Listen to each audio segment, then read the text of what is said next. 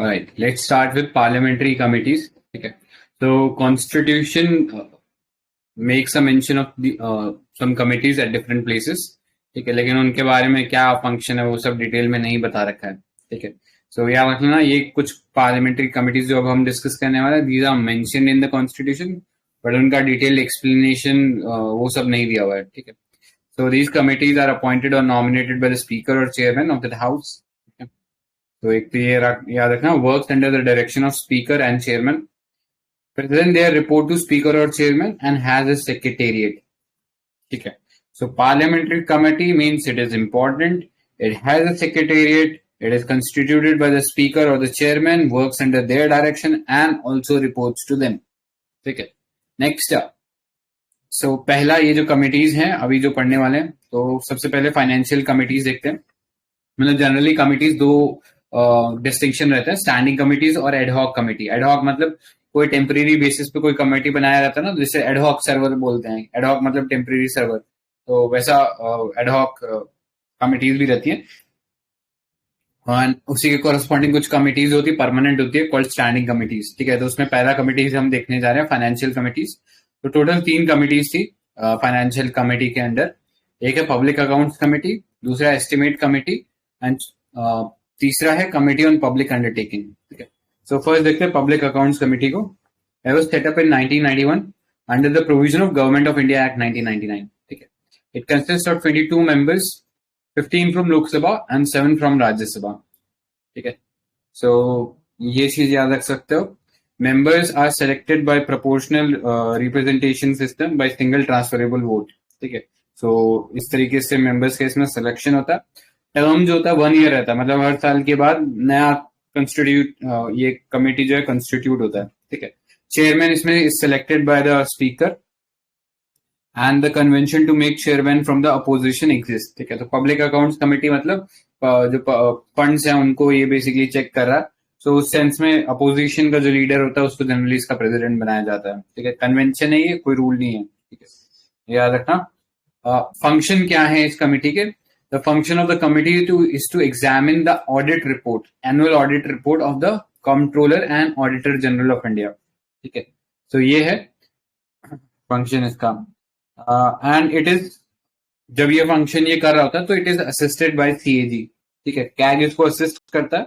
so उस sense में याद रखना. ठीक है, तो इतना ही था इसके अंदर.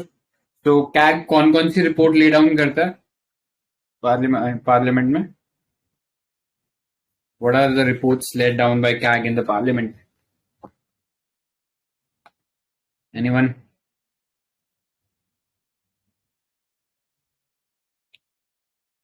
चलो गैस ही मार दो कोई. Yes, Audit of public undertakings ऐसे. हाँ, करेक्ट, सही बोला. Audit on public undertakings या PSUs, audit on finance account, audit on appropriation account. ठीक है, सो ये 3 रिपोर्ट जो हैं ये पेश करता है कैग पार्लियामेंट में, और इसको स्क्रूटिनाइज करने का काम पब्लिक अकाउंट्स कमेटी का होता है. ठीक है, एंड ये जब स्क्रूटिनाइज करता है तो उसको मदद मिलती है कैग की तरफ से स्क्रूटिनी में. ठीक है, सो ये चीज याद रखना. ठीक है, सो अभी हमने बजट पढ़ा था तो उसमें हमने क्या क्या देखा था कि एक तो हमें फाइनेंस बिल पास कराना पड़ता है. फाइनेंस बिल किस लिए होता है? सपोज ये जो अभी जो लोग पार्टिसिपेट कर रहे हैं इस मीटिंग में, these are all suppose a country के लोग हैं. ठीक है, अब मैं चाहता हूं, मैं गवर्नमेंट चला रहा हूं और मैं यहाँ पे जितने भी लोग हैं, नीति, दीप्ति, सिद्धार्थ, इन सबसे पैसा लेना चाह रहा हूँ, मतलब टैक्स के फॉर्म में. तो उसके लिए मैं फाइनेंस बिल लेके आऊंगा. मैं बोलूंगा उस फाइनेंस बिल में कि मैं इन पे टैक्स जो है 5% से 10% कर रहा हूँ. तो that's how I will generate revenue. ठीक है, लेकिन अब जो मेरे पास रेवेन्यू मैंने जनरेट कर लिया, वो मैंने कंसोलिडेटेड फंड में डाल लिया अपने, और मैंने ये भी लगा रखा है कि मैं जब तक के एक एप्रोप्रिएशन लॉ नहीं पास कर सकता तब तक मैं उसमें से पैसा नहीं निकाल सकता हूँ.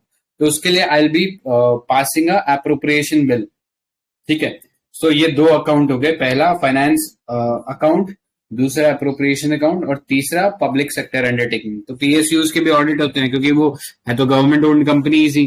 ठीक है, सो उनके भी ऑडिट करना जरूरी है. तो उस सेंस में ये 3 अकाउंट जो है या 3 रिपोर्ट जो है कैग पेश करता है और उनको पब्लिक अकाउंट्स कमेटी स्क्रूटिनाइज करती है. अभी लास्ट सेशन में अभी हमने देखा था एक ग्रांट भी होती है जिसको पब्लिक अकाउंट कमेटी ही असेंट देती है। क्या नाम था उस ग्रांट का?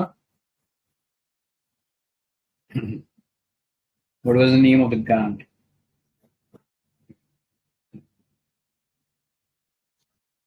कम ऑन मैन, बता दो। एक्सेस ग्रांट था उसका नाम, ठीक है। हाँ एक्सेस ग्रांट क्या था? हाँ, वो लोकसभा वोट करता है अगले साल, मतलब फाइनेंशियल ईयर के एंड में वो करता है, जब वो फाइनेंशियल ईयर कंप्लीट हो जाता है।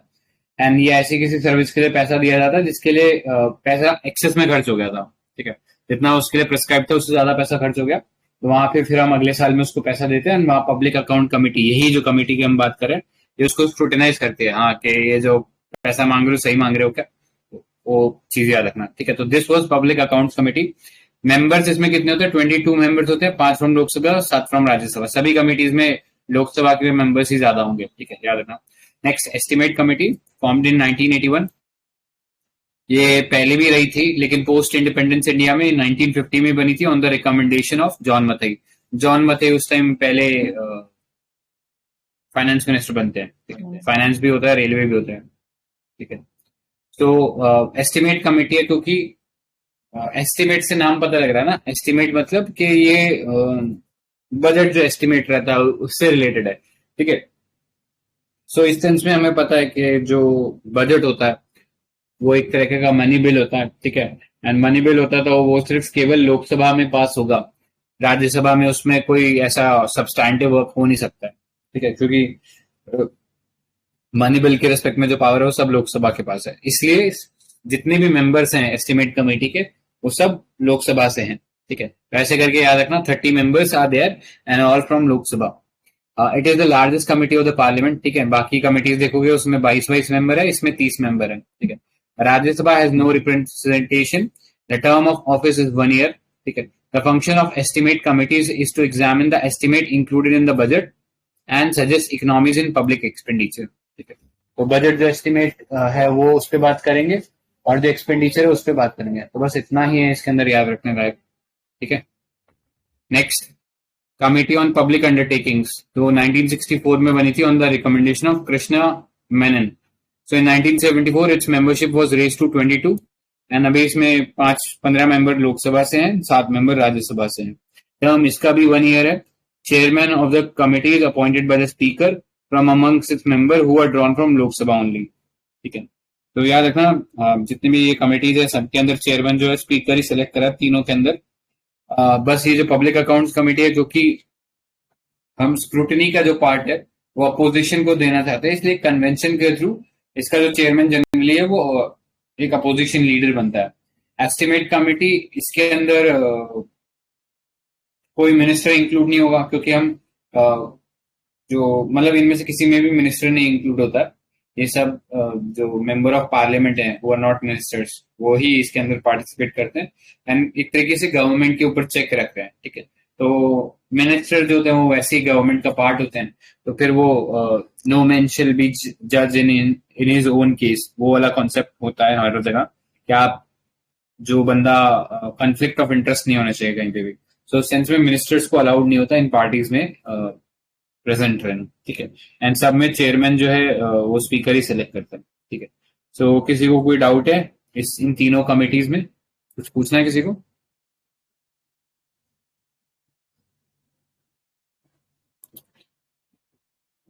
ऑलराइट, ठीक है। नेक्स्ट पे चलते हैं देन। सो नेक्स्ट इज तो ये 3 कमिटीज हो गई हमारे पास। Next is departmental related standing committees, ठीक है। तो टोटल 24 कमिटीज है डिपार्टमेंटल स्टैंडिंग कमिटीज। और कोई काम बता सकता है डिपार्टमेंटल स्टैंडिंग कमिटीज का क्या काम होता है?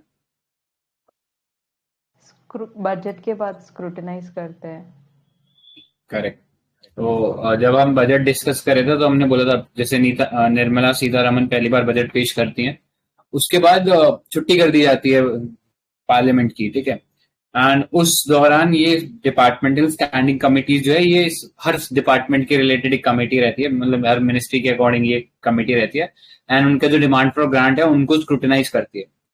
सो ये जब तक काम करती है एंड जब वापस मिलता है तो फिर बाकी पार्ट्स जो हैं पार्लियामेंट के उनके ऊपर डिस्कशन होता है एंड फिर इस कमिटीज की रिपोर्ट पेश की जाती है एंड उस रिपोर्ट के बेसिस पे वोटिंग होती है, ठीक है। सो जनरल प्रोविजन ये है, ये डिपार्टमेंटल स्टैंडिंग कमिटी थी, ये 1993 में बनी थी।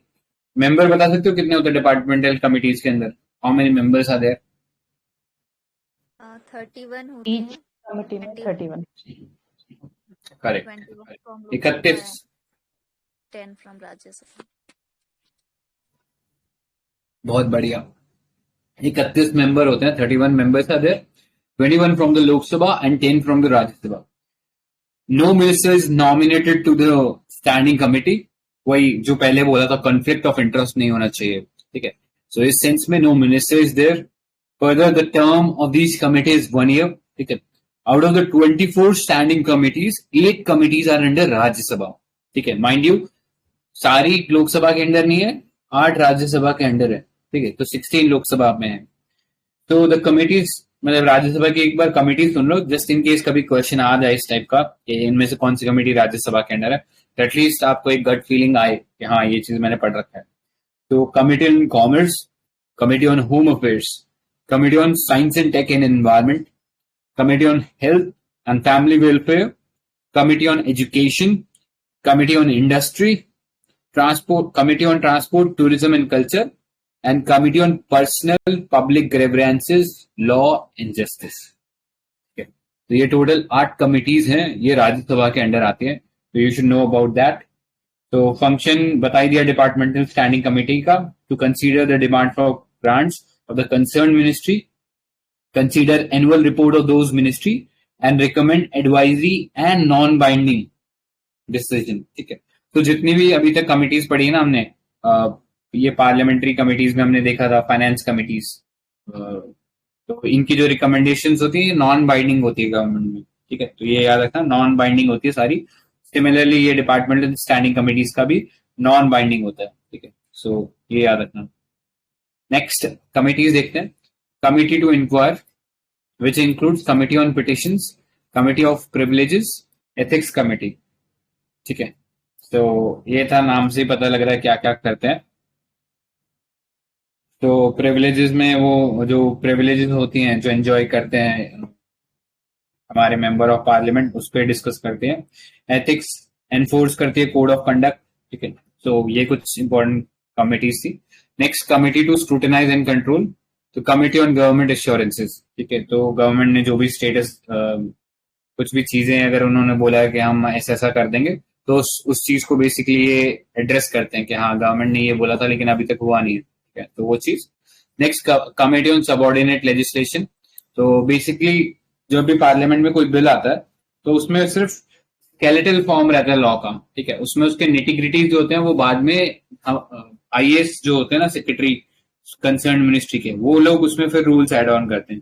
जैसे अभी CAA आया था, ठीक है, सिटीजनशिप अमेंडमेंट एक्ट, जिसमें हम 6 रिलीजन को from the countries of Bangladesh, Afghanistan and Pakistan, इनको सिटीजनशिप दे रहे थे, ठीक है। लेकिन अब ऐसा तो है नहीं कि उन्होंने लॉ बना दिया तो अब बस लोग आएंगे एंड बस उसको सिटीजनशिप मिल जाएगी। उसके अंदर फिर और कुछ डॉक्यूमेंट्स भी चाहिए होंगे छोटे मोटे, ठीक है। तो वो छोटे मोटे डॉक्यूमेंट्स क्या चाहिए होंगे, उसको सबऑर्डिनेट लेजिस्लेशन के थ्रू फ्रेम किया जाता है, जो कंसर्न डिपार्टमेंट मिनिस्ट्री के सेक्रेटरीज करते हैं, ठीक है। सो ये चीज याद रखना। तो सबऑर्डिनेट लेजिस्लेशन उस चीज में देखते हैं। Next committee on paper laid on table, ठीक है। जो भी बिल्स वगैरह जो हैं या जो बिजनेस है हाउस का, वो ले डाउन किया जाता है इसके थ्रू, तो उसको स्क्रूटिनाइज करने का काम कमिटी ऑन पेपर्स का होता है। Next committee on welfare of SCs and STs, then committee on empowerment of women, and then joint committee on office of profit, ठीक है।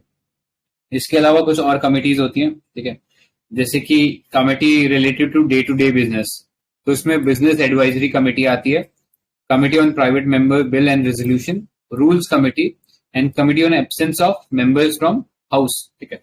तो बिजनेस एडवाइजरी कमिटी के हेड कौन होते हैं? Who is the head of business advisory committee? Speaker. Correct. तो business advisory committee का काम क्या होता है? नाम से पता लग रहा है बिजनेस का लेना देना है। सो जो हाउस होता है उसका एक पूरे डे का शेड्यूल होता है। ऐसा नहीं है कि आपने मुंह उठा के बिल लगा दिया तो फिर उस बिल पे उस दिन डिस्कशन चालू हो जाएगा, नहीं, सब कुछ शेड्यूल रहता है। पहले से सब लोगों को इंफॉर्मेशन रहती है कि अब ये चीज का डिस्कशन होगा। तो वो इन्फॉर्मेशन कैसे रहती है, एक ये कमेटी है, ये डिसाइड करती है कि कौन से दिन कौन से बिल का डिस्कशन होगा, ठीक है। तो ये स्पीकर हेड करते हैं। Then rules committee, general purpose rule है जो हाउस के, उससे लेना देना होता है, इसको हेड करते हैं, अगेन स्पीकर ही हेड करते हैं, ठीक है। और फिर एक जनरल पर्पस कमेटी और होती है, उसको भी स्पीकर ही हेड कर रहे होते हैं, ठीक है। तो रूल्स बनाना और बाकी डे टू डे ऑपरेशन जो है ये कमेटी देखती है, ठीक है। इसके भी हेड स्पीकर होते हैं। तो याद रखना ये 3 कमिटीज है, business advisory committee, rules committee और जनरल पर्पस कमेटी। इसके जो हेड होते हैं वो हमारे स्पीकर साहब होते हैं, ठीक है। तो ये याद रखना। किसी को कुछ और ऐड करना है? ये नहीं, committee on private members bill, हाँ वो सिर्फ लोकसभा में है, मतलब ये ध्यान रखना शायद। मतलब प्राइवेट मेंबर बिल तो दोनों में पास हो सकता है, लेकिन ये कमिटी है वो लोकसभा में है। इसके अलावा हाँ। जो प्राइवेट मेंबर्स बिल्स बोला वो, और committee on absence of members, ये दोनों सिर्फ लोकसभा में है। और प्राइवेट मेंबर्स बिल उसके डेप्यूटी स्पीकर होते हैं, चेयरमैन। इसमें एक ये नोट कर लेना, attorney general and the vice president can be member of the parliamentary committees, ठीक है। सो ये याद इसमें रखना। है कि वाइस प्रेसिडेंट अगर किसी कमेटी का मेंबर है तो चेयरमैनशिप उसको ही जाएगी। वो डेप्यूटी स्पीकर के लिए भी है, ठीक है, वो वाला प्रोविजन। हाँ हाँ, ठीक है ना। तो इतना है था इसके अंदर। नेक्स्ट, पार्लियामेंट्री फोरम किसी काम का नहीं है, इसको पढ़ के टाइम ही वेस्ट करोगे तो आगे निकल जाना। Parliamentary group again time waste है, इसको पढ़ के आगे निकल, मतलब पढ़ने की जरूरत नहीं है, स्किप कर देना। सुप्रीम कोर्ट पे आ जाओ, ये इंपॉर्टेंट है। आर्टिकल पहले पता होना चाहिए सुप्रीम कोर्ट के बारे में। So part 5 of the constitution, article 124 से 147 है, ठीक है। सो कोई बता दो, अभी हमने रिसेंटली 123 आर्टिकल के बारे में बात की था, किस बारे में आर्टिकल 123? एडवांस मेकिंग पावर और हाँ करेक्ट, बहुत बढ़िया। सो ये याद रख लेना, एससी कब इनॉग्रेट हुआ था? It was inaugurated after the establishment of India as a republic, ठीक है। इंडिया का कॉन्स्टिट्यूशन अडॉप्ट होने के बाद हुआ था 28 जनवरी 1950। तो ये याद रख लेना। Supreme court replace British privy council in 1950। ये भी याद रख लेना, हमने मॉडर्न हिस्ट्री में पढ़ते ब्रिटिश प्राइवी काउंसिल थी, ये कोर्ट ऑफ अपील की तरह काम करती थी कि अगर आपको इंडिया में जस्टिस नहीं मिला तो फिर आप ब्रिटेन में जाके, ये ब्रिटिश प्राइवी काउंसिल थी, उसके आगे अपना केस प्रीच कर सकते थे। ब्रिटिश प्राइवी काउंसिल जो अपर हाउस था ब्रिटिश पार्लियामेंट का, वो था ये ब्रिटिश प्राइवी काउंसिल, ठीक है। तो ये याद रखना। तो इसको हटा दिया था हमने 1950 में, और उसकी जगह सुप्रीम कोर्ट ऑल पावरफुल बन गया था, ठीक है। So the constitution declares Delhi as the seat of Supreme Court. However, CGI, with prior approval of President, can create further benches of Supreme Court across India, ठीक है। लेकिन उसके लिए प्रायर परमिशन की जरूरत है प्रेसिडेंट की, तो ये चीज याद रखना, ठीक है। सो इंडिया में जुडिशरी जो है वो इंटीग्रेटेड और इंडिपेंडेंट दोनों है। इंडिपेंडेंट जुडिशरी यूनिटरी फीचर होता है, ट्रू और false? Independent judiciary is a feature of unitary feature. it is an federal fee. Federal feature. Right, it's a federal feature, and when we talk about integrated judiciary, तो it's a unitary feature. तो ये चीज आप यहाँ पे याद रख सकते हो। Next, introduction to supreme court, ये हमने देख ही लिया 28 जैन 1950 को, और पार्ट 5 है, 124 आर्टिकल से लेके 147 आर्टिकल है। अपॉइंटमेंट कौन करता है सुप्रीम कोर्ट के जज का?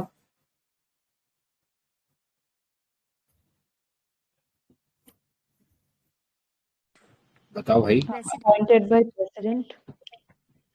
करेक्ट, तो अपॉइंटेड बाय प्रेसिडेंट, ठीक है। तो ये चीज याद रखना कि लेट्स से सुप्रीम कोर्ट के किसी जज को अपॉइंट करना, तो he must consult supreme court जज, ठीक है, जो कोलोजियम सिस्टम होता है।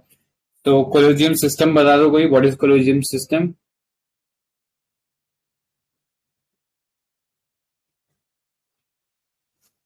Consultation of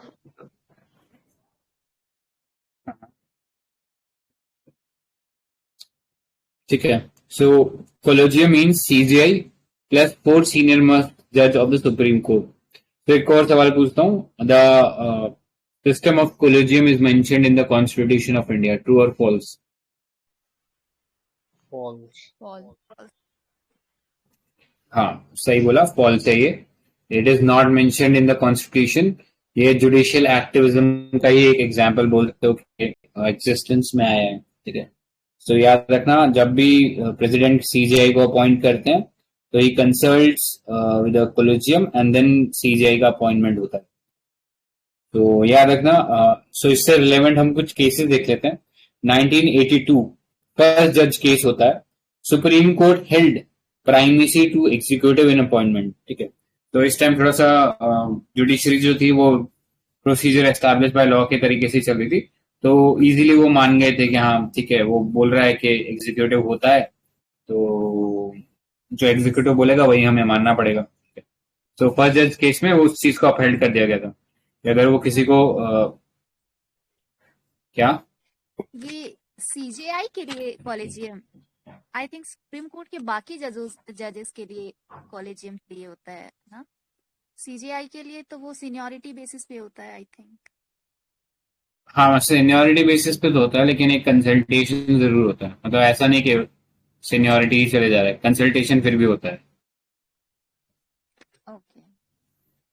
ठीक है, सो हाँ फर्स्ट जज केस में supreme court upheld the primacy to executive in appointment. ठीक है, तो वो चीज करेक्ट है संजय, कि एग्जीक्यूटिव. just a second. हाँ जी. एक स्टेटमेंट दिया हुआ है लक्ष्मीकांत ने. Consultation with the chief justice is obligatory in case of appointment of a judge other than chief justice. मतलब obviously chief justice का you cannot consult with chief justice. I think ये बाकी judges के लिए है, not for chief justice probably, है ना? मैं भी वही बोल रही थी, शायद बाकी. हाँ मतलब सीजीआई तो consult नहीं होंगे ना. करेंगे CJI का. हाँ हाँ correct. हाँ वो बाकी जजेस से कंसल्ट करेंगे. मतलब ऐसा कोलिजियम वाला सिस्टम ऐसा नहीं कि बस वो सीजीआई के रिस्पेक्ट में ही हो गया, बट कंसल्टेशन होगा, आई मीन टू से. अच्छा, वन थिंग इज सीजेआई को अपॉइंट करने में president will consult other Supreme Court judges and High Court judges if necessary.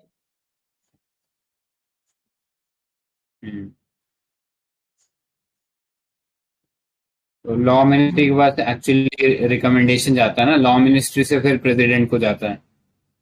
ठीक है, तो वो कंसल्ट करेंगे उस सेंस में. ओके. हाँ. तो फर्स्ट जज केस देख लिया. एग्जीक्यूटिव को राइट था कि वो अपने हिसाब से किसी को भी चीफ जस्टिस वगैरह बना सकता है. ठीक है, 1993 में सेकंड जज केस आता है. The court reversed it's ruling and made the consultation binding on the president. ठीक है, so only after consulting 2 senior most जजेस. ठीक है, तो ये याद रखना कि कंसल्टेशन करना पड़ेगा प्रेसिडेंट को. ठीक है, एंड वो जो कंसल्टेशन होगा वो बाइंडिंग होगा. ठीक है, थर्ड जजेस केस में फाइनली कोलिजियम जो है अपनी एग्जिस्टेंस में आता है एंड यहाँ पे सीजीआई बनते हैं उसके हेड एंड 4 सीनियर मोस्ट जजेस होते हैं सुप्रीम कोर्ट की. ठीक है, तो यहाँ पे कंसल्टेशन विद प्लूरैलिटी बोलते हैं. तो ये याद रखना. सेकंड वाले में इश्यू ये हो गया था कि ये मान लिया गया था कि जो सीजीआई है उनका डिसीजन बाइंडिंग होता है, बाकी सभी जजेस का नहीं. लेकिन यहाँ पे ये बोला गया था सभी का जो डिसीजन होता है यूनानिमस डिसीजन, यूनानिमस नहीं मतलब मेजॉरिटी डिसीजन. ठीक है, तो ये चीज इसमें याद रख सकते हो. ठीक है, so he should consult the collegium of 4 senior most जजेस ऑफ सुप्रीम कोर्ट.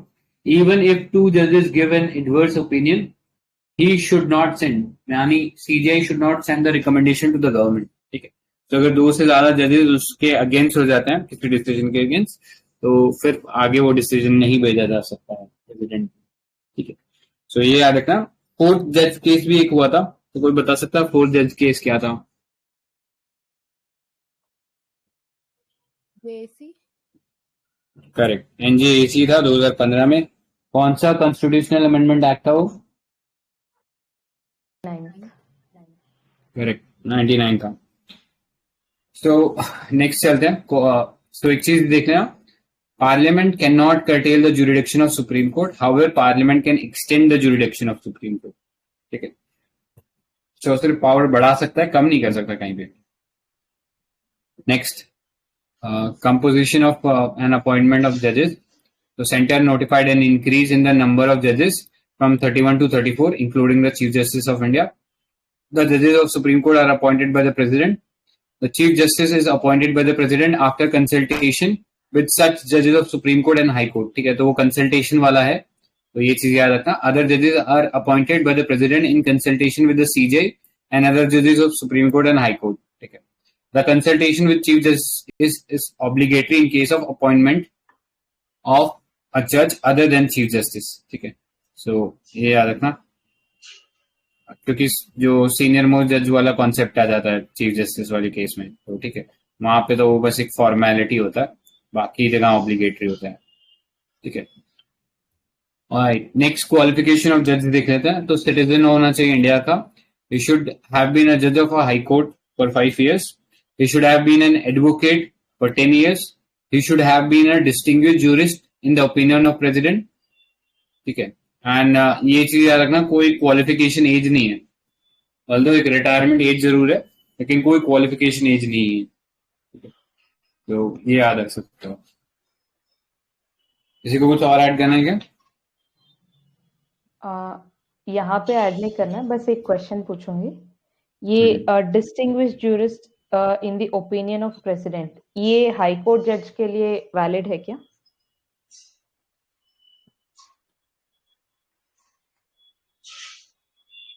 नहीं.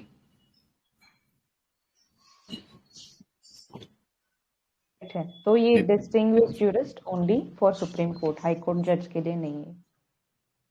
रोहित, तो ये याद रखना. नेक्स्ट चलते हैं. सो ओथ जो है, he has to make and subscribe an oath और अफर्मेशन बिफोर द प्रेसिडेंट. तो प्रेसिडेंट जो है उनको ओथ दिलाते हैं एंड प्रेसिडेंट को सीजे ओथ दिलाते हैं. ठीक है, तो ये याद रख लेना. टेन्योर इनका क्या रहता है? What is the tenure of supreme court जज?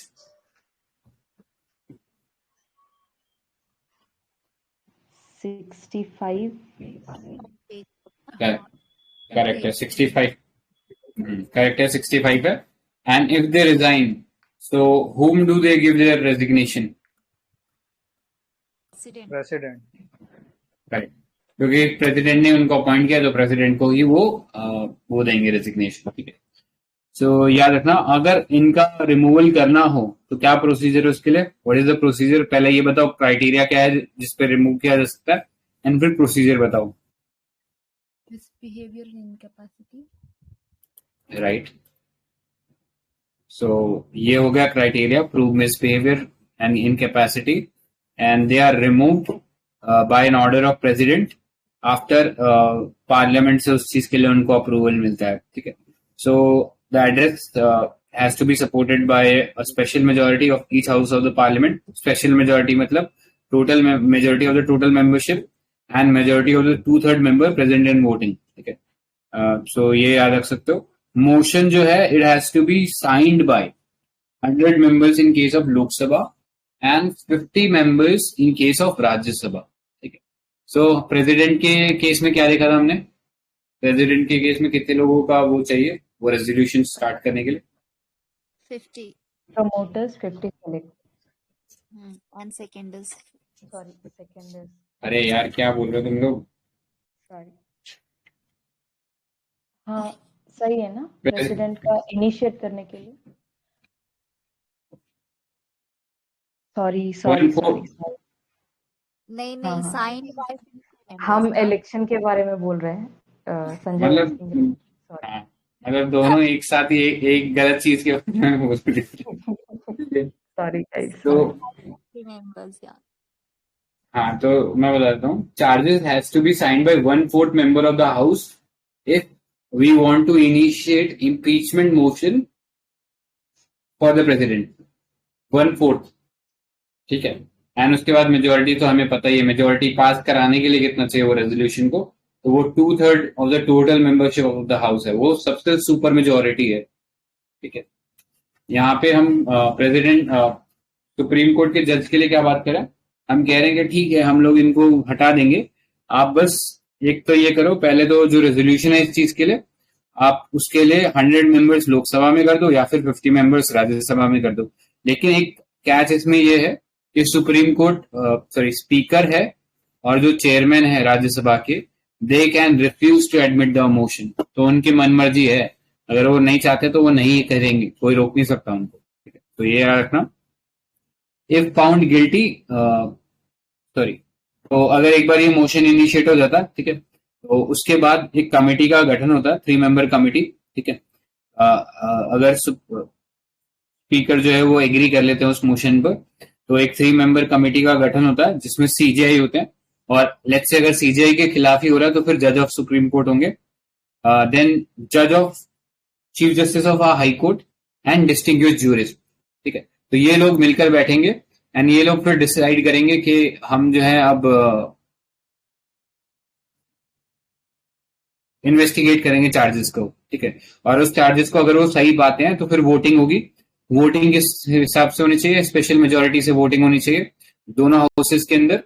एंड फिर अगर ये पास हो जाता है तो फिर वो प्रेसिडेंट के पास जाता है एंड फिर प्रेसिडेंट एक ऑर्डर पास करके उनको रिमूव कर सकते हैं। ठीक है, सो ये याद रखना, the speaker may admit the motion और refuse to admit it. Removal motion needs to be signed by 100 members in case of Lok Sabha and 50 members in case of Rajya Sabha. No जज of supreme court has been impeach so far. ठीक है, and जजेस का जो removal है ये कहाँ पे लिखा हुआ है? क्या कॉन्स्टिट्यूशन में लिखा है क्या ये रिमूवल ऑफ जज ऑफ सुप्रीम कोर्ट? जजेस inquiry Judges act Inquiry Act. 1968। Correct, तो याद रखना ये जजेस इंक्वायरी एक्ट में लिखा है और कहीं नहीं है ये चीज।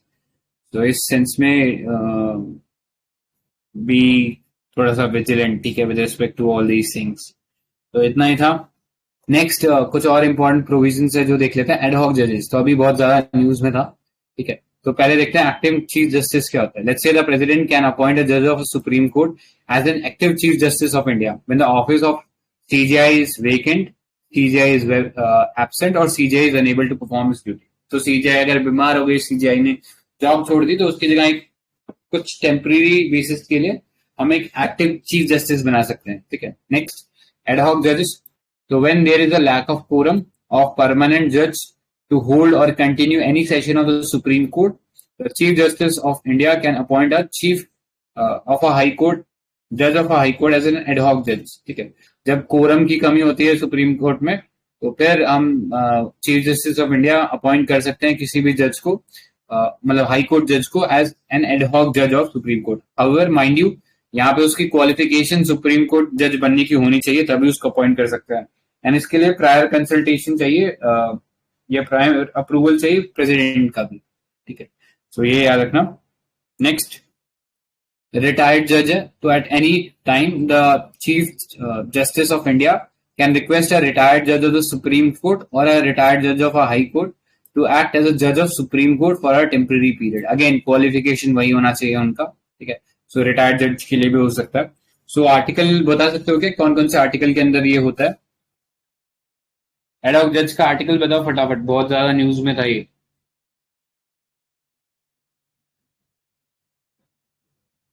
सो मार्क कर लो इस चीज को, इंपॉर्टेंट है। जस्ट सेकेंड, एडहॉक जज आर्टिकल 127 है। ठीक है, न्यूज में था, पीटी में भी हम लोगों ने पढ़ा था ये। रिटायर्ड जज उसके अगला ही आर्टिकल है 128। तो और कुछ ना याद कर पाओ, एटलीस्ट इसको याद कर लेना क्योंकि करंट अफेयर से डायरेक्ट बेरिंग है इनकी, इन दोनों की तो एटलीस्ट, मतलब खासकर एडहॉक जज की। ठीक है, सो इतना ही था इसके अंदर। सुप्रीम कोर्ट की पावर्स देख लेते हैं।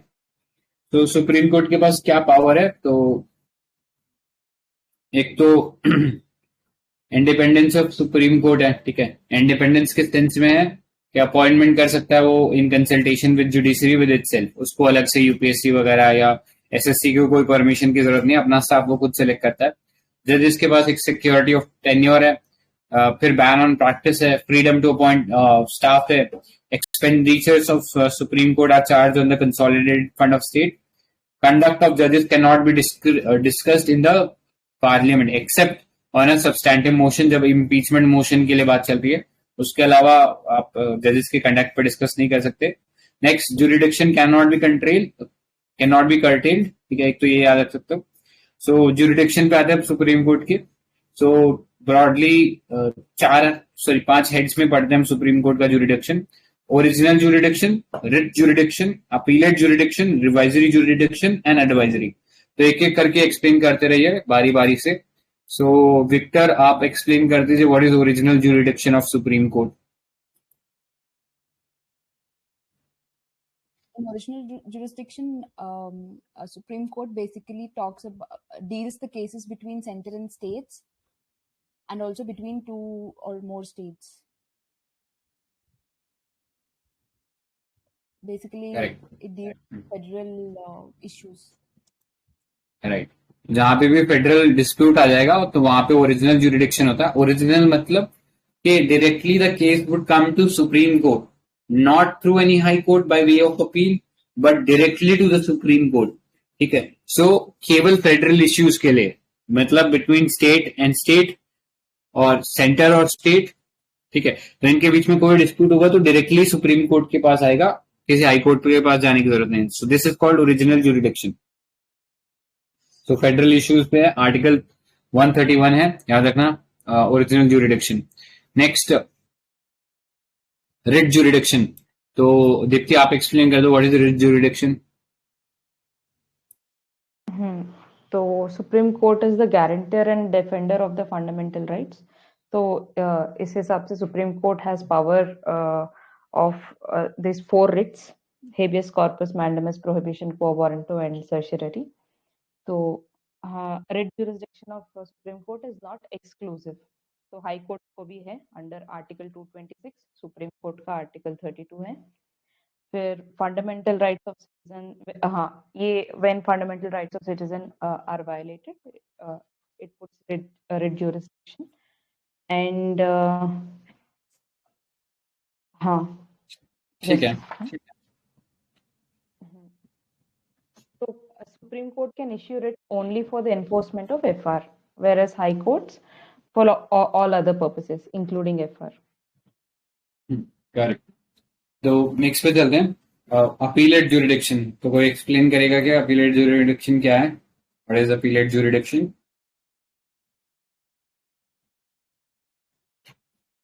ठीक है. तो अपीलेट नाम से ही पता लग रहा है, by the way of appeal, यानी हाई कोर्ट में कोई केस रहा होगा, वो अपील के थ्रू सुप्रीम कोर्ट के पास आ रहा है.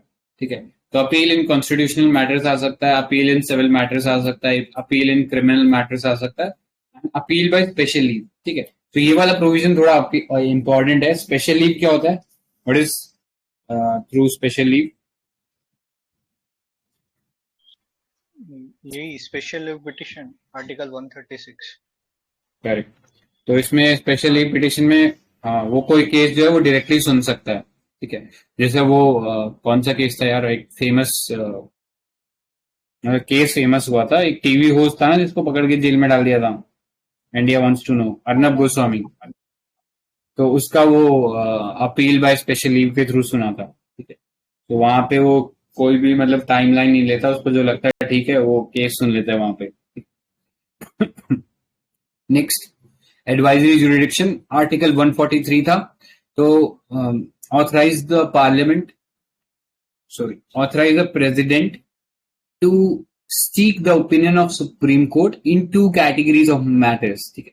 तो ये दोनों कैटेगरीज जो है, ये डिफरेंस काफी ज्यादा पता होना चाहिए डिफरेंस क्या है.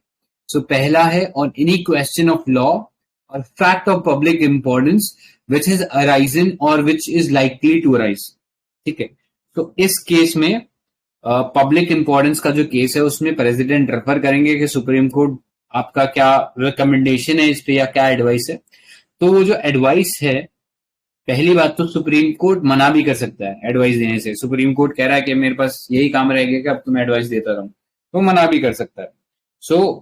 और दूसरे केस में वो एडवाइस दे भी सकता है. अगर उसके पास बोलता है हाँ भाई मेरे पास तो बहुत फ्री टाइम है, मैं एडवाइस दे देता हूँ तुमको, तो वो दे देता है. बट ये जो एडवाइस है, the advice tender is not binding. ठीक है. क्योंकि ये एडवाइस है, एडवाइस मानना है तो मानो, नहीं मानना तो चंगा सी. ठीक है. वो चलता है सब कुछ. सो ये चीज है. फर्दर दूसरा केस होता है on dispute from pre constitutional treaties and agreement. ठीक है. कि हमारा कॉन्स्टिट्यूशन बनने से ही पहले कोई ट्रीटी चल रही थी, एग्रीमेंट चल रहा था, तो उसके ऊपर सुप्रीम कोर्ट क्या बोलता है कि सुप्रीम कोर्ट को यहाँ पे मैंडेटरीली एक एडवाइस देनी है, ठीक है। तो वो जो एडवाइस वो देगा वो कॉन्स्टिट्यूशनल बेंच देगी, ठीक है। Constitutional bench of supreme court, कितने लोग होते हैं कॉन्स्टिट्यूशनल बेंच में, या कितने जजेस होते हैं कॉन्स्टिट्यूशनल बेंच में? 5. करेक्ट, 5 होते हैं। हमेशा याद रखना सुप्रीम कोर्ट में प्लूरैलिटी ऑफ जजेस होता है। 3 जजेस की जो बेंच होती है उसको डिवीजन बेंच बोलते हैं। 5 जजेस की जो बेंच होती है उसको कॉन्स्टिट्यूशन बेंच बोलते हैं। कॉन्स्टिट्यूशन बेंच और भी बड़ी हो सकती है। सबसे बड़ी बेंच आज तक केशवानंद भारती केस में बैठी थी, जिसमें आई थिंक टोटल 13 जजेस थे, तो वो भी कॉन्स्टिट्यूशन बेंच थी, ठीक है। तो लार्जर क्वेश्चन को जब भी डिस्कस करना होता है तो कॉन्स्टिट्यूशन बेंच बैठती है, अदरवाइज डिवीजन बेंच से काम चल जाता है। सो याद रखना सेकंड केस जो था जहां पे प्री कॉन्स्टिट्यूशन ट्रीटीज के ऊपर हम लोग डिस्कस करते हैं, वहां पे सुप्रीम कोर्ट को अपना एडवाइस देना ही पड़ता है, वो मैंडेटरी उनको देना पड़ेगा, लेकिन उसको मानना ना मानना वो डिस्क्रिशनरी है, ठीक है, गवर्नमेंट के लिए। तो इतना ही था एडवाइजरी पावर में। नेक्स्ट चलते हैं। तो next is power of judicial review. तो अपना जो जजमेंट दिया है उसका जुडिशियल रिव्यू कर सकता है सुप्रीम कोर्ट, एंड ये पावर जो है वो उसके पास स्टेट गवर्नमेंट और सेंट्रल गवर्नमेंट की भी रिस्पेक्ट में उनको भी कर सकता है, ठीक है, रिव्यू उनके जजमेंट्स को। नेक्स्ट कॉन्स्टिट्यूशनल इंटरप्रेटर है, तो supreme court is the ultimate interpreter of constitution, ठीक। Next other powers of supreme court, so it decides dispute regarding the election of president and vice president, ठीक है। तो ये याद रखना ना, ये तो हमने देख ही लिया था। हम लोग मतलब आप लोग कंफ्यूज जो थे वो एमपी में हुए थे, ठीक है, तो एमपी में हाई कोर्ट आएगा यहाँ पे। Next enquires into the behaviour of chairman and the member of Union Public Service Commission. Next, it can review its own judgment, ठीक है। तो सुप्रीम कोर्ट अपने ही जजमेंट को रिव्यू कर सकता है, जैसे हम बात करते हैं चंपकम दो राजन केस जो था, या शंकरी प्रसाद केस था, उसके बाद गोलकनाथ ने उसको ओवरटर्न किया था, फिर गोलकनाथ को फिर से ओवरटर्न किया था केशवानंद भारती केस में, ठीक है। So next, it has the power of superintendence over all other courts in the country and tribunal functioning in the entire country. इसके अलावा कंटेम्प्ट ऑफ कोर्ट का भी पावर है, ठीक है। ये कंटेम्प्ट ऑफ कोर्ट भी काफी न्यूज में था। तो 2 टाइप का कंटेम्प्ट ऑफ कोर्ट होता है, सिविल और क्रिमिनल। सिविल में आप विलफुल डिसोबीडियंस करते हो जजमेंट की किसी कोर्ट की, तो वो सिविल लॉ हो जाएगा। क्रिमिनल अगर आप स्कैंडलाइज करते हो अथॉरिटी ऑफ कोर्ट को, ठीक है। तो ये याद रखना। एंड कौन से आर्टिकल के अंदर आता है contempt of court? 29. What? Article 129.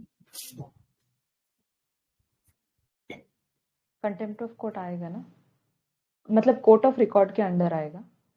2 powers है कोर्ट ऑफ रिकॉर्ड। करेक्ट। सो याद रख लेना 129 है, वो कोर्ट ऑफ रिकॉर्ड की बात करता है ना, उसी के अंडर ही हम ये चीज देखते हैं, कंटेम्प्ट ऑफ कोर्ट का आर्टिकल, ठीक है। सो यही था इसके अंदर, याद रखना है। सो कंटेम्प्ट ऑफ कोर्ट देख लेना अभी। हाँ, सो कंटेम्प्ट ऑफ कोर्ट सीओ मोटो भी कर सकता है। सुप्रीम कोर्ट को लगता है कि हाँ इसने हमारी बेइज्जती कर दी, तो अब हम सुओ मोटो केस कर लेंगे इस पर, ठीक है। दूसरा, सुप्रीम कोर्ट अगर सुओ मोटो नहीं लेता तो अटॉर्नी जनरल का परमिशन चाहिए। अटॉर्नी जनरल अगर अपनी असेंट देते हैं कि हाँ ये इस इंडिविजुअल ने डिसरिस्पेक्ट किया है सुप्रीम कोर्ट को, तो उसके खिलाफ प्रोसीडिंग चल सकती है। तो कुणाल कामरा का केस सुना ही होगा, वो आई थिंक इसके अंडर ही आता है। यहाँ पे जो अटॉर्नी जनरल थे उन्होंने असेंट दिया था प्रोसीडिंग चलाने के लिए, ठीक है। सो इतना ही था इसके अंदर। किसी को कुछ और ऐड करना है क्या?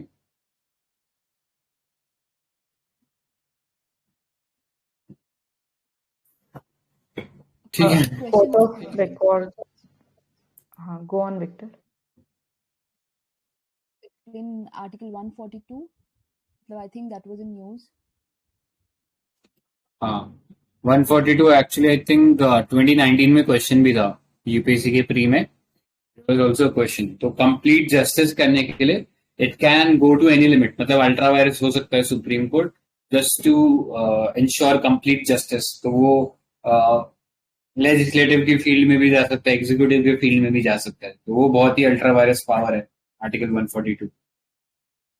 तो can we call that judicial overreach या कुछ बोलते हैं ना?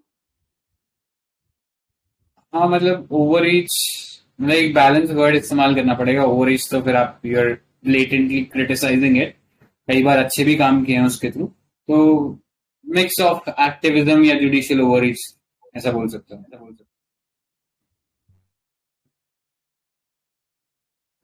ठीक है, ऑलराइट। तो इतना ही था इसके अंदर। आगे चलते हैं, हाई कोर्ट के ऊपर डिस्कस कर लेते हैं। एक कंपैरिजन हो जाएगा हैंड टू हैंड। ठीक है, सो हाई कोर्ट पार्ट 6 जो था उसमें आता है आर्टिकल 214 से 231 है। ठीक है, so institution of high court originated in 1862. ठीक है, where the high courts were set up Calcutta, Bombay and Madras. उसके बाद CBM, इसी ऑर्डर में हमने यूनिवर्सिटीज भी पढ़ी थी। ठीक है, so, ये याद रख लेना। In 1866 a fourth high court was established at Allahabad High Court. तो ये बहुत पुराने हाई कोर्ट्स हैं, इनके बारे में याद रख सकते हो। Next, the Constitution of India provides for a high court for each state, but after the 7th Constitutional Amendment Act of 1956, authorized Parliament to establish common high court for 2 or more states. ठीक है, at present 25 high courts are there. ठीक है, तो ये हमने सुबह 7 article जो था स्टेट रीऑर्गेनाइजेशन वाला, इसके अंदर हमने ये देखा था कि गवर्नर मल्टीपल स्टेट के लिए गवर्नर हो सकता है। ठीक है, तो ये भी इसी के थ्रू था और हाई कोर्ट भी इसी के थ्रू था। मल्टीपल हाई कोर्ट्स एक स्टेट, मतलब एक हाई कोर्ट मल्टीपल स्टेट्स को केटर कर सकता है। ठीक है, एक बात बताना, सुप्रीम कोर्ट की सैलरी और पेंशन जजेस की कौन देता है? CFI से जाता है ना? हाँ, CFI से जाता है। अब हाई कोर्ट की सैलरी कौन देता है? हाई कोर्ट की सैलरी और pension consolidated fund of state, वो स्टेट, हाँ वो कंसोलिडेटेड फंड ऑफ स्टेट। एक बार और अपना आंसर जो है उसका जुडिशियल रिव्यू कर लो। एक centre, one is charged on CFI, one is given by state. अब कौन सा किसका? Obviously salary charged on CFI, pension is by अब स्टेट। आई इसमें गेस कैच यही है कि पेंशन हाई कोर्ट जजेस का है, वो CFI से जाएगा, बाकी सैलरी तो CFS से ही जाएगा। हाँ, तो जस्ट टू क्लैरिफाई, जो हाई कोर्ट जजेस होते हैं वो जिस भी कंसर्न हाई कोर्ट में काम कर रहे होते हैं, लेट्स से अभी मैं सपोज कोई हाई कोर्ट का जज हूँ। ठीक है, अभी मैं थोड़े दिन के लिए गुजरात में काम कर रहा हूँ, बाद में मेरा को शायद क्या पता चीफ जस्टिस ऑफ गुजरात बना दे। ठीक है, पहले मुंबई में था फिर गुजरात में बना दे, तो उस सेंस में मेरा तो चेंज होता रहेगा ना, सैलरी कहाँ से मिल रहा है। तो उस सेंस में जो कंसर्न हाई कोर्ट मतलब कंसर्न स्टेट गवर्नमेंट होगी, वो उसके कंसोलिडेटेड फंड ऑफ स्टेट से सैलरी मिलेगी। ठीक है, लेकिन जब मैं रिटायरमेंट हो जाऊंगा तब मैं किसी स्टेट के हाई कोर्ट से एसोसिएटेड नहीं हूँ, तो वहां पर मेरी जो सैलरी होगी वो कंसोलिडेटेड फंड ऑफ इंडिया से जाएगी। ठीक है, क्लैरिफाई हो गया ये चीज? ठीक है, आगे चलते हैं। तो ये थोड़ा सा कई बार डाउट हो जाता है पेंशन और इसको लेके, तो इसलिए मैंने ये सवाल पूछा था। ठीक है, तो जजेस एंड हाँ बोलिए। I have a question. What is Article 213 ordinance of centre or State. 123 is a president's का ordinance and 213 is governor का ordinance. एक्चुअली ये सवाल तीसरी बार हम पूछ रहे हैं, 2 बार से पहले पूछ चुके हम। No problem. एनीवेज आगे चलते हैं। तो composition and appointment of high court जज। ठीक है, so every high court judge consists of a chief justice and such as a judge as president may from time to time deem necessary to appoint. ठीक है, तो एक चीज थोड़ा सा ये इंपॉर्टेंट है इसमें याद रखना हमारे लिए कि जब भी सुप्रीम कोर्ट का जजेस की स्ट्रेंथ बढ़ानी होती है तो it has to be done by an act. ठीक है, एक एक्ट के थ्रू होता है, लेकिन जब भी हाई कोर्ट के जजेस की स्ट्रेंथ बढ़ानी होगी तो प्रेसिडेंट बाय एन ऑर्डर उस चीज को कर सकते हैं। ठीक है, सो ये चीज थोड़ा माइंड में डिस्टिंक्शन रखना कि सेंटर सुप्रीम कोर्ट के लिए अलग है और सेंटर के लिए सॉरी हाई कोर्ट के लिए अलग है। ठीक है, सो ये याद रखना, president may from time to time as he may deem necessary. ठीक है, उतने सुप्रीम कोर्ट हाई कोर्ट के जजेस उसके अंदर डाल सकते हैं, उसके लिए कोई एक्ट लाने की जरूरत नहीं। So the Constitution does not specify the strength of High Court and leave it to the discretion of President. The judges of High Court are appointed by the President. The Chief Justice is appointed by the President after consultation with the Chief Justice of India and the Governor of the concerned state. ठीक है. So qualification क्या होती है high court के जज की, फटाफट को बता दो. What is the qualification? 10 साल का experience as a high court advocate और या फिर जुडिशियल ऑफिस का 10 साल का एक्सपीरियंस. राइट. तो ये याद रखना, सिटीजन ऑफ इंडिया होना चाहिए. He should have been holding a judicial office for 10 years, or he should have been an advocate of High Court for 10 years. So ये वाला provision है. And Constitution makes no provision with regards to a distinguished jurist. तो ये distinguished jurist वाला जैसा दीप्ति ने बताया था वो केवल सुप्रीम कोर्ट के केस में है, हाई कोर्ट के केस में नहीं है. Both वही same as to make and subscribe an oath and affirmation before the governor of state. ठीक है. तो याद रखना, गवर्नर ऑफ स्टेट इनको ओथ दिलाते हैं, इनको अपॉइंट प्रेसिडेंट करते हैं, लेकिन इनको ओथ दिलाने का जो काम है वो गवर्नर करते हैं. ठीक है. कई बार जल्दी जल्दी में हम लोग थोड़ा ध्यान नहीं देते एंड ओथ और वो अपॉइंटमेंट को एक ही मान के चल पड़ते हैं आगे, कई बार गलती हो जाती है. ठीक है. तो याद रखना, अपॉइंट प्रेसिडेंट करते हैं, ओथ गवर्नर दिलाते हैं. Next, tenure. 62 years of age जो है वो टेन्योर, मतलब वहां तक वो रूल कर सकते हैं. ठीक है. एंड रिजाइन करेंगे तो प्रेसिडेंट को लिखेंगे.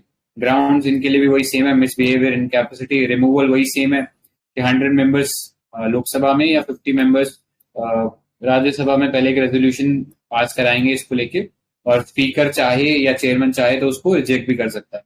अगर उसने एक्सेप्ट कर लिया तो फिर एक 3 मेंबर कमेटी बनानी पड़ेगी जिसके अंदर एक जज of chief justice of India रहेंगे और chief justice of a certain high court और एक एमिनेंट जूरिस्ट रहेंगे. वो फिर अपना जजमेंट देंगे और उसके बेस पे स्पेशल मेजोरिटी के थ्रू दोनों हाउसेस फिर एक जजमेंट पास करेंगे.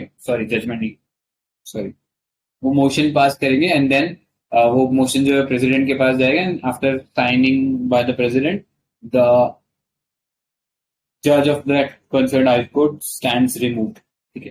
तो सेम ही प्रोसीजर है, एकदम डिट्टो वैसा का वैसा. एक्टिंग और एडिशनल रिटायर्ड जज वाला कॉन्सेप्ट यहाँ पे भी वही सेम ही है. ठीक है. तो आर्टिकल में डिटेल में जाने की जरूरत नहीं है, इसमें देख लेना 128, 127 और 128. तो किसी को कुछ और ऐड करना है क्या? ठीक है. दीप्ति आप ये वाला बता दो, ओरिजिनल ज्यूरिडिक्शन क्या है भाई को. So original jurisdiction, तो power of high court to hear disputes in first instance. तो क्या क्या है ये? कुछ important चीजें देख लेते हैं. Marriage, divorce, company laws, contempt of court, फिर dispute related to elections of members of parliament and state legislature. हाँ, ये हमने पहले भी डिस्कस किया है. तो MPs का और MLAs का हाई कोर्ट के पास ही आएगा. MPs का सुप्रीम कोर्ट नहीं है, हाई कोर्ट है. फिर रिगार्डिंग रेवेन्यू मैटर और एन एक्ट ऑर्डर्ड और डन इन रेवेन्यू कलेक्शन. फिर enforcement of fundamental rights of citizen. मतलब although original jurisdiction high court का है, supreme court can also hear fundamental rights, मतलब सुप्रीम कोर्ट का भी ओरिजिनल ज्यूरिसडिक्शन है. Then cases ordered to be transferred from a subordinate court involving interpretation of constitution. Like it can transfer to itself subordinate court से अगर कोई question of interpretation of constitution है. फिर the 4 high courts Bombay, Madras, Delhi have original civil jurisdiction in cases of higher value. तो ये original jurisdiction है. और कुछ ऐड करना है किसको?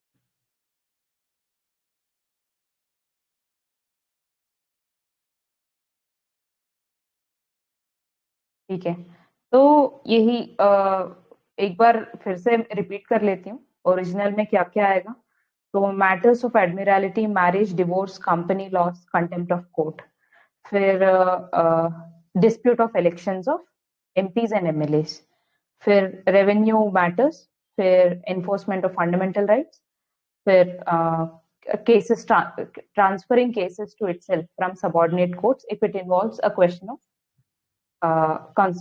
interpretation of constitution. फिर और high courts of 4 high courts of Calcutta, Bombay, Madras, Delhi, उनका ओरिजिनल ज्यूरिसडिक्शन है for cases of higher value. बस उतना ही। ठीक है। ठीक है। नेक्स्ट रेड ज्यूरिडिक्शन है, वो हमने पढ़ ही लिया तो उसको अलग से डिस्कस करेंगे नहीं। अपीलेट ज्यूरिडिक्शन तो जो लोअर हाई कोर्ट्स होते हैं, सॉरी लोअर कोर्ट जो होता है, डिस्ट्रिक्ट कोर्ट वगैरह हो गए, उनसे फिर ये अपील के थ्रू ये यहाँ पे सुन सकते हैं। इट अपेयर सो वो टेरिटोरियल ज्यूरिडिक्शन है, मतलब उसकी टेरिटरी में जितने भी लोअर कोर्ट्स रहेंगे उनको बाय वे ऑफ अपील सुन सकता है हाई कोर्ट। ठीक है। नेक्स्ट सुपरवाइजरी ज्यूरिडिक्शन है, तो जो हाई कोर्ट होता है वो अपने से जो नीचे जो लोअर कोर्ट्स होते हैं उनके ऊपर सुपरिटेंडेंस रखता है। ठीक है, तो ये याद रखना। पावर ऑफ जुडिशियल रिव्यू, तो ये हमने पहले ही पढ़ लिया था सुप्रीम कोर्ट के केस में कि जुडिशियल रिव्यू की पावर होती है, तो वो सेंटर और स्टेट के लॉज को तो कर ही सकता है, प्लस वो अपने खुद के जजमेंट का भी जुडिशियल रिव्यू कर सकता है। नेक्स्ट कोर्ट ऑफ रिकॉर्ड होता है, मतलब उसके जो जजमेंट होते हैं वो कोर्ट ऑफ रिकॉर्ड की तरह इस्तेमाल हो सकता है across the territory of India. ठीक है, तो यही था इसके अंदर, कुछ और अलग से ऐड करने को नहीं है। कंटेम्प्ट ऑफ कोर्ट के लिए ये भी पनिश कर सकता है। ठीक है, सो ये चीज याद रखना। The expression contempt of court been defined by contempt of court act 1971। ठीक है, सो ऑल्दो हम लोग देखते हैं कि आर्टिकल 129 से वो पावर ड्रॉ कर रहा था सुप्रीम कोर्ट के केस में, लेकिन ये जो वर्ड है कंटेम्प्ट ऑफ कोर्ट ये एक्ट में दिया हुआ है। ठीक है, 1971 का, तो ये याद।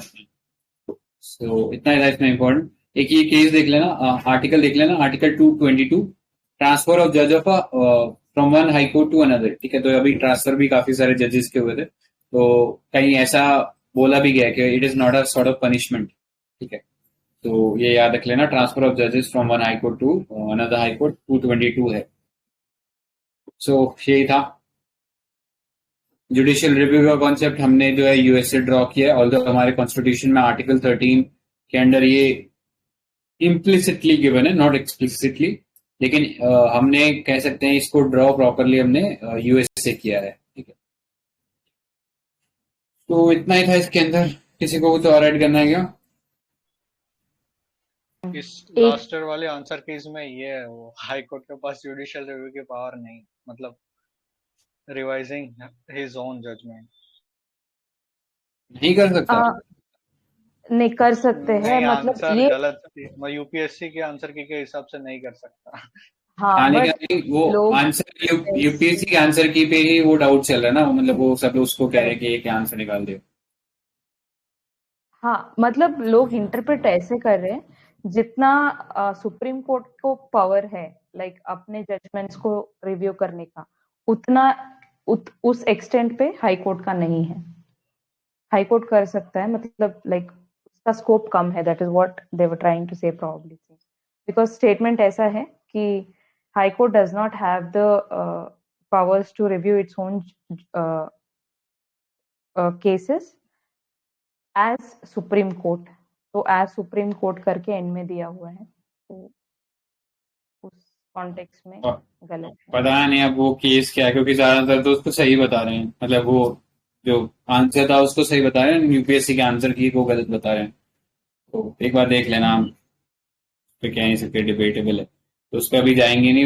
वैसे जनरली तो ये चीज ट्रू ही होती है कि वो कर सकता है, हाई कोर्ट कर सकता है। ठीक है, तो ये देख लेना, आईआर कोलो केस था इससे रिलेटेड 2007 का, जिसमें ये बोला था कि सुप्रीम कोर्ट का ये जो जुडिशियल रिव्यू का जो पावर है, it is part of basic structure of the constitution.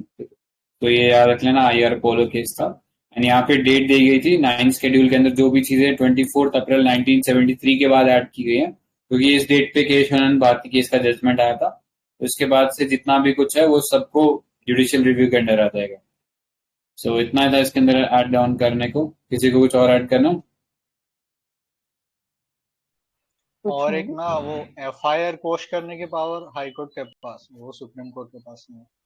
क्या क्या वापस बोलो? सब कुछ एफआईआर कोश करना, वो एक टेस्ट सीरीज में ऐसा क्वेश्चन था।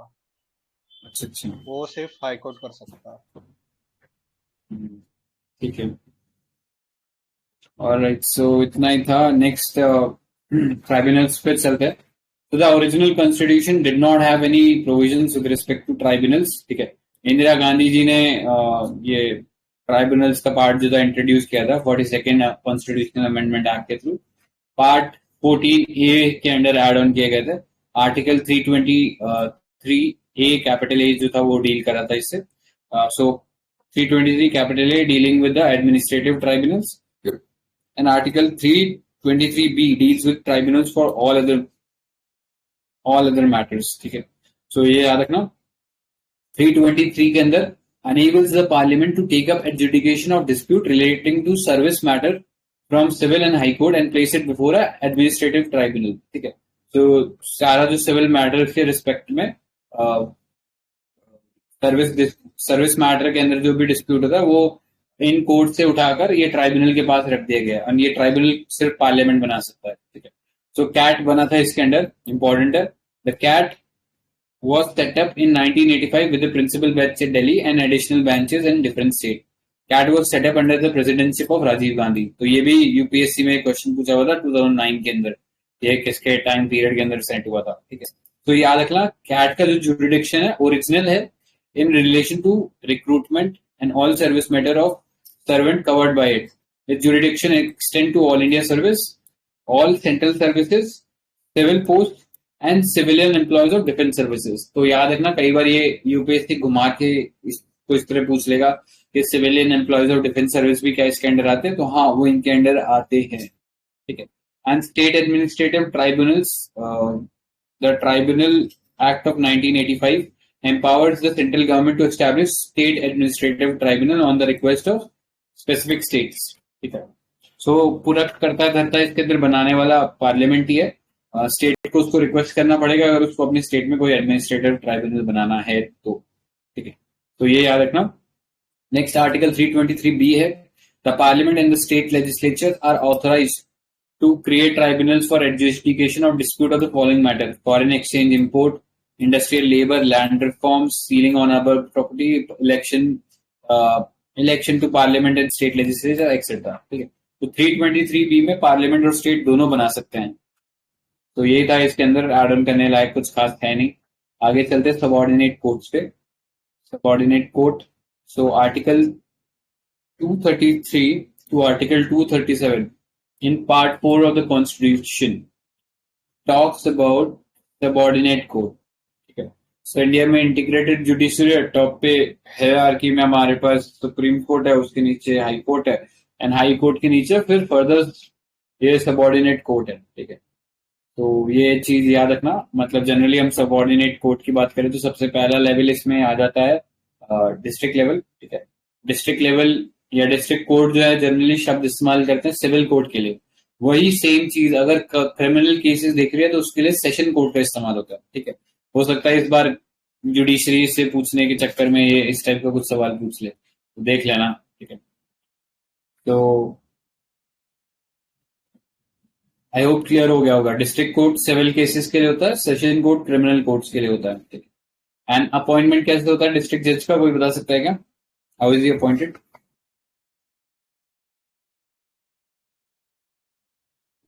Governor of the state with central consultation। या स्टेट गवर्नमेंट में के सर्विस में नहीं होना चाहिए, और एडवोकेट या प्लीडर होना चाहिए 7 साल, मतलब 7 साल का एक्सपीरियंस होना चाहिए उसमें, और हाई कोर्ट से रिकमेंडेड होना चाहिए।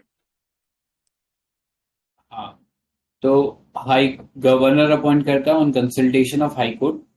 तो उसमें जैसा नीति ने बताया, एक तो डायरेक्ट रिक्रूटमेंट होना चाहिए कि कोई एडवोकेट है जो कि 7 साल से एडवोकेसी कर रहा था। ठीक है, ऐसे किसी कोर्ट के लेवल पे, सेशन कोर्ट के लेवल पे, तो वो हो सकता है। Next, promotion from subordinate court. ठीक है, तो किसी जज को किसी सबऑर्डिनेट का वहां से उठाकर फिर डिस्ट्रिक्ट जज पे अपॉइंट कर दिया जाए। ठीक है, तो वो हो सकता है। Next, function of district court, तो अपीलेट जुरिडिक्शन रहता है और ओरिजिनल जुरिडिक्शन रहता है सिविल और क्रिमिनल कोर्ट में, क्योंकि उनके नीचे भी जो कोर्ट्स होते हैं उनके थ्रू जजमेंट इनके पास आ सकता है। तो दे कैन, एक सवाल पूछता हूं, can district court give capital punishment? Capital punishment मतलब डेथ सेंटेंस दे सकते हैं क्या डिस्ट्रिक्ट कोर्ट्स? हाँ, दे सकते हैं। कुछ कैविएट भी है क्या इसमें?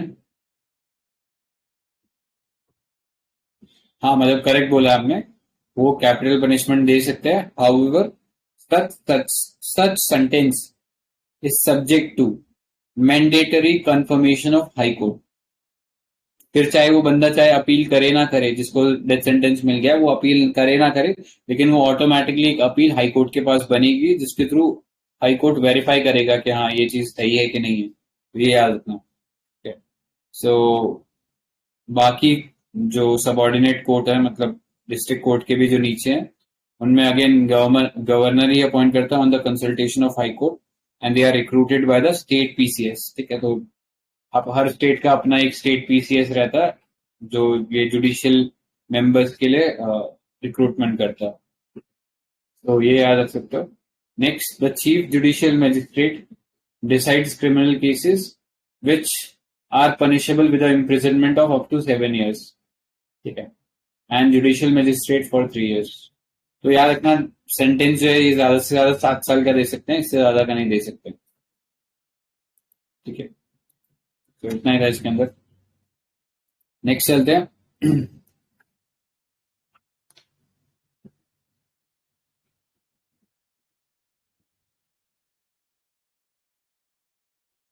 हाँ, तो ये जो लोअर जुडिशरी की हम बात कर रहे थे, तो लोअर जुडिशरी मतलब बिलो मुंसिफ लेवल. ठीक है, मतलब मुंसिफ डिस्ट्रिक्ट जो हायरार्की है उसके अंदर सबसे लोवेस्ट लेवल था.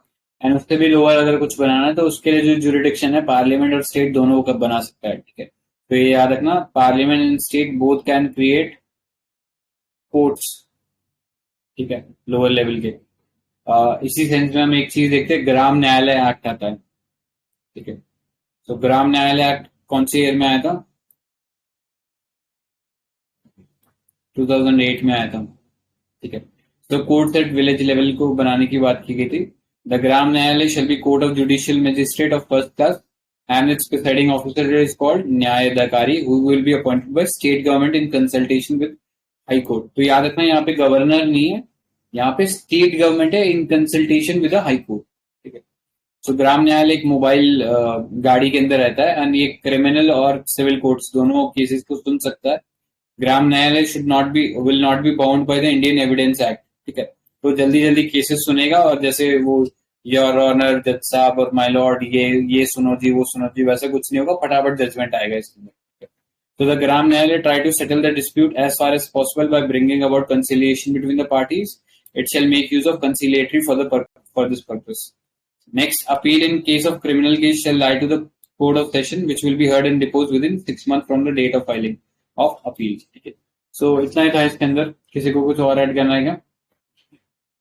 एक चीज और याद रख लेना, जो ग्राम न्यायालय ना वो कौन कौन से ऑफेंस में केसेस की सुनवाई करेगा, या एक्चुअली इसका खुद का एक शेड्यूल है जिसके अंदर मेंशन्ड है.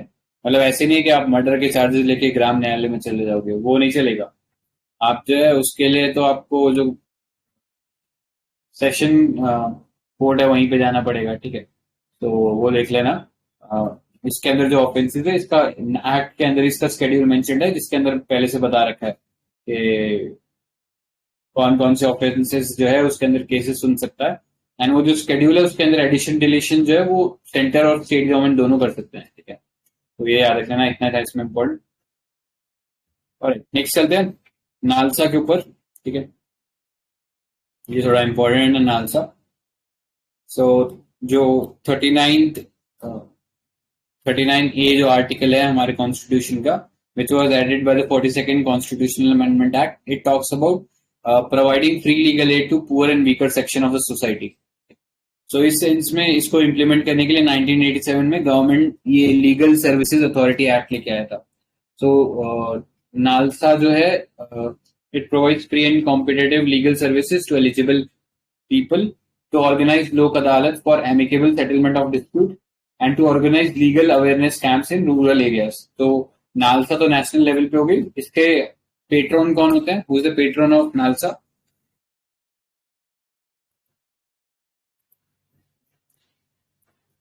बता दो यार.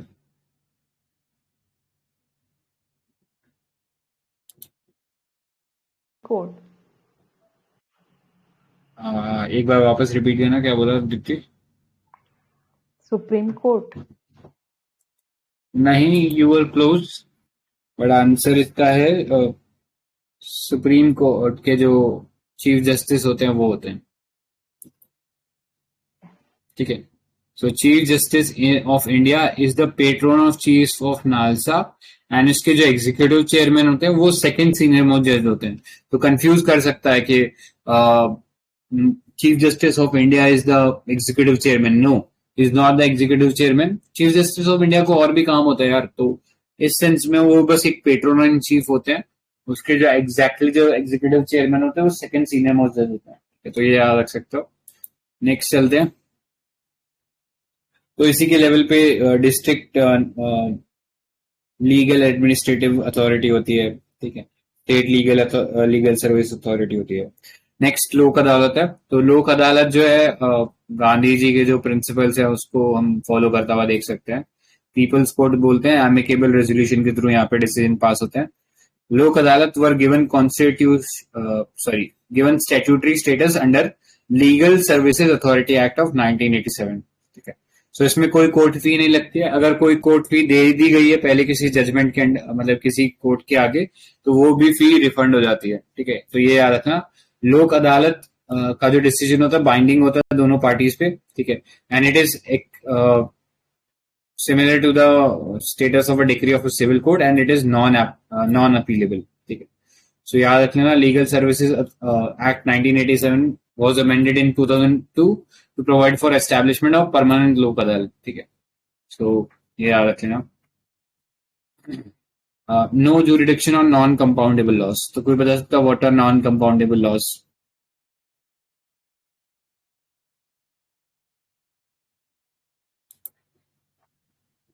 कॉग्निजेबल और कंपाउंडेबल मतलब जो हायर क्रिमिनल नेचर के होते हैं वो कॉग्निजेबल और कंपाउंडेबल, ऐसा है क्या?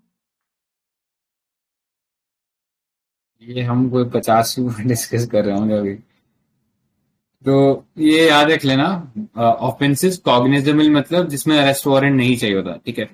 लेट्स से कोई मर्डर केस हुआ, तो अगर उसका किसी पे चार्ज लगता है तो पुलिस बिना किसी वारंट उसको अरेस्ट कर लेगी, वो एक कॉग्निजेबल ऑफेंस है, ठीक है। जैसे ST/SC एक्ट है, अगर उसमें आपने किसी को कुछ बोल दिया तो वो भी कॉग्निजेबल ऑफेंस है। पुलिस को कोई वारंट की जरूरत नहीं पड़ेगी, सीधा आपके घर आएगी, आपको उठा के जेल में ले जाएगी, ठीक है। सो ये होता है कॉग्निजेबल। नॉन कॉग्निजेबल मतलब कि वारंट की जरूरत है उसके लिए, ठीक है।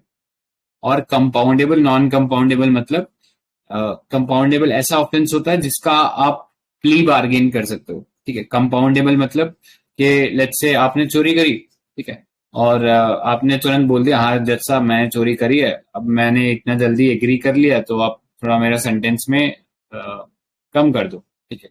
सो बेसिकली आप अपना गुनाह तुरंत कबूल कर लेते हो तो आपकी थोड़ी सी मर्सी दिखाई जाती है और आपको कम सजा मिल जाती है। This is called compoundable offence. लेकिन अगेन आपने किसी का मर्डर किया रहेगा एंड फिर आप बोलोगे कि हाँ जज साहब मैं कबूल कर रहा हूँ मैंने ही मर्डर किया, तो फिर वो इट इज नॉट परमिसिबल, ठीक है। वहां पे आप प्ली बार्गेन नहीं कर सकते हो। आपने एक हीनियस क्राइम किया है, उसके लिए जो सजा आपको भुगतनी ही पड़ेगी, तो वो नॉन कंपाउंडेबल ऑफेंस होता है। तो ऐसे सीरियस ऑफेंसेस जो होते हैं उनके अंडर परमानेंट लोक अदालत जो है वो नहीं देखता है, ठीक है, उसका जजमेंट नहीं होता है। सो द परमानेंट लोक अदालत शिल consist of a chairperson who is or has been a district judge or additional district judge or has held a judicial office higher in rank than the judicial district judge, ठीक है। तो यही था इसके अंदर। पेक्यूनरी केसेस 10 लाख तक के वो हेयर कर सकता है लोक अदालत में, ठीक है। बस यही है इसके अंदर। फैमिली कोर्ट्स होते हैं, इनको भी स्टैट्यूटरी स्टेटस है। ये स्पेशलाइज कोर्ट होते हैं क्योंकि फैमिली के जो बॉन्ड्स होते हैं हम लोग नहीं चाहते कि वो कोर्ट कचहरी में आके वैसा कुछ देखें, तो उस सेंस में स्पेशलाइज्ड कोर्ट रहते हैं, ठीक है। So provide one right of appeal which shall lie to high court, ठीक है। तो इतना ही था इसके अंदर। किसी को कुछ और ऐड करना? ठीक है, तो आज का जो पार्ट था we have done that part.